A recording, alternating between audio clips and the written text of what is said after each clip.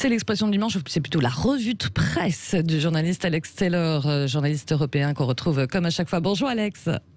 Bonjour Laurence. Ça va bien ce matin ? Oui, absolument. Toujours. Bon pied. Very good. Voilà, very good.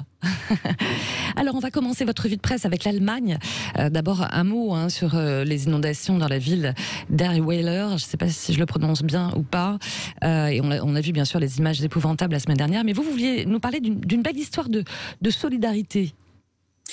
Oui, parce que c'est souvent le cas dans le journalisme, vous le savez comme moi, on braque les caméras, surtout quand il s'agit d'un événement international pendant 2-3 jours, puis après on n'en parle jamais. C'est vrai.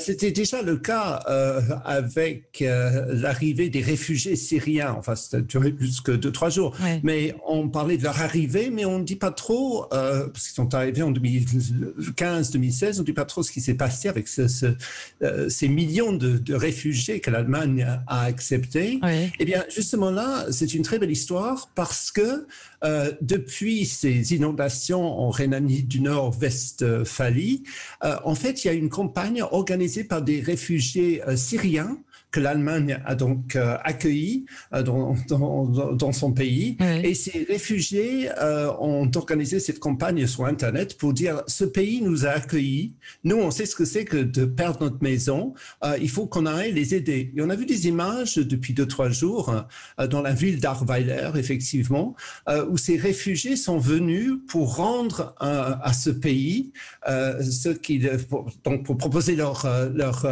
travail, parce qu'ils sont des... Non seulement dans le déblayage, dans le fait de nettoyer des milliers de tonnes de débris après ces inondations, mais aussi dans des talents de rénovation des appartements. Et tout ça, ils donnent gratuitement. Et c'est vraiment un bel élan de gratitude, c'est le mot sur le serveur. Donc des images assez touchantes qui ne font pas toujours, parce qu'on n'en parle pas. Après, toutes les caméras sont parties. Donc là, c'est une belle histoire de reconnaissance. Ouais, c'est ça, et de solidarité et de partage, exactement. Alors, ce qui a retenu aussi votre attention, Alex Taylor, cette semaine, c'est des problèmes de plagiat dans la classe politique. Expliquez-nous. Je ne sais pas ce qu'ont les Allemands, parce qu'il y a souvent des problèmes de plagiat et d'émissions à cause de plagiat. Oui, non, mais il y en a plein.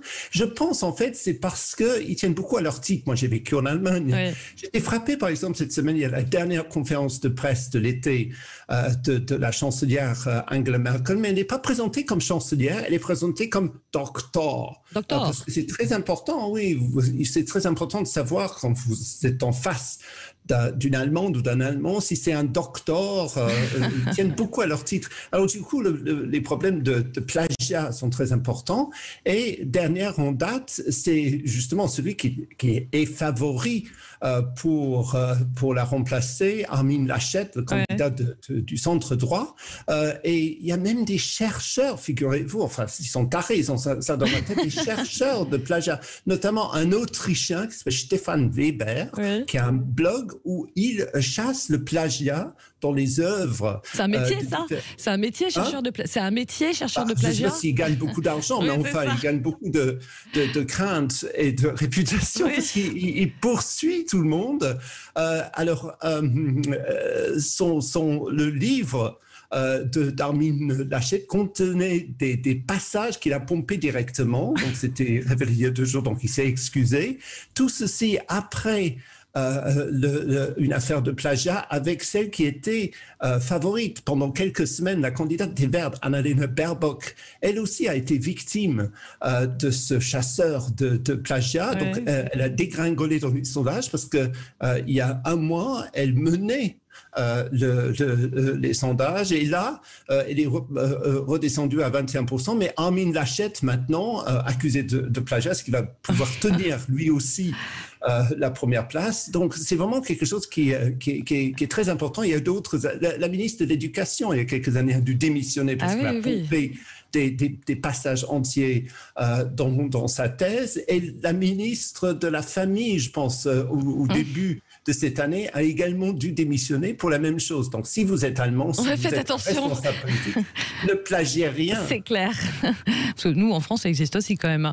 Pour finir... oui, mais je pense qu'on est un peu moins... Enfin, je ne sais pas, vous avez écrit des livres comme moi. Parfois, on adapte un peu des trucs qu'on a vus ailleurs. Mais pas du copier-coller, quoi. Voilà, c'est ça. Absolument. Alors pour terminer, Alex Seller, dans votre vie de presse, toujours en Allemagne, il y a des tentatives assez inattendues pour persuader les Allemands d'aller se faire vacciner. Racontez-nous. Oui, enfin, vous savez déjà, il y a le même débat qu'en France, ça c'est sûr. La vaccination obligatoire, quoique à ceci près que le débat risque lui-même de présenter un risque accru pour la contamination. Parce que est-ce que vous savez comment on dit vaccination obligatoire en allemand? Non, pas du tout. Je ne parle pas. Alors, c'est Impf, ça veut dire vaccination. Impf et Pflicht. Ça veut dire l'obligation de vaccination. Déjà, donc, vous présentez le doigt au niveau postillonnage et contamination par le virus. Je pense que ça augmente. Les postillons. Les postillons. Non, mais on propose plein de choses sympathiques. Par exemple, à Thuringe, on offre des saucisses. Je ne sais pas si vous êtes une fan des saucisses. Du tout, mais là, Joe Biden, là, on en parlait hier, c'est $100. Voilà. Donc là, c'est les saucisses. Eux, c'est la saucisse.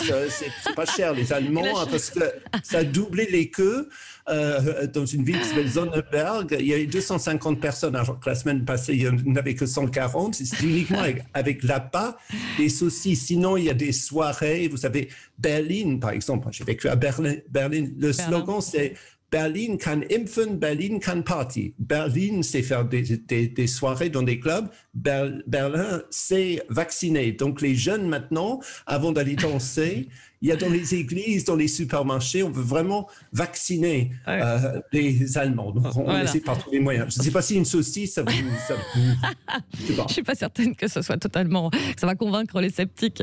Merci beaucoup, cher Alex, pour cette revue de presse très allemande et très étonnante, comme à chaque fois. Merci beaucoup. Et bien sûr, Alex, on se retrouve dimanche prochain. Bon week-end.